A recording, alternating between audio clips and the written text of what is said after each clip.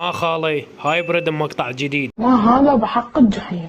بالنسبة للسنة الجديدة أحب أبارك للمتابعين دخول سنة 2024 نتأمل الصحة والسلام. المهم هواي تجي نتاكات على بنت تعيش في المقبرة. قلت من منظور أكيد البنية لو مجنونة أو ملبوسة، بس نشاهد قبل أن نحكم، وأتمنى هذا الحكي كذب.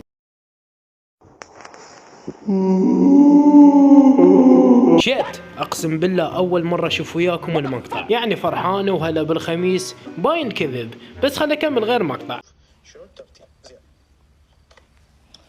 الشغل اللي راح يصير هو كالاتي، اول شيء من تشتغل لا حول ولا قوة الا بالله. والصراحة واني شايف المقطع ابد ما جاي اخاف ابد. كالعادة البنات يدرسن لا ويا البنات او بالبيت او ويا اهلن، الا هاي البنت تدرس بالمقبرة. وانطيكم مثالا. طيب اريد ادرس، اوكي تردبج قبل على المقبرة.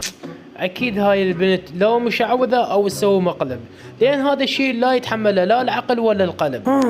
خل اكمل غير مقطع خل اشوف. بس اكيد ماكو حمار يدرس في المقبرة. طيب شيء اكيد الواحد من يخلص من المحاضرة شيء اكيد يروح على البيت.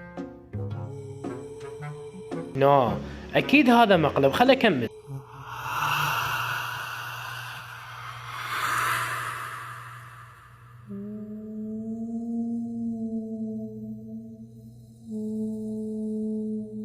الامر طلع عن طاره.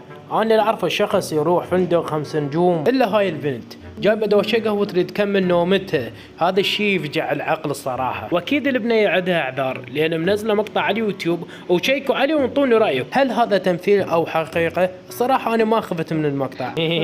اكو مقطع اخير بالله خلي اشوفه تتكلم عن المقبره.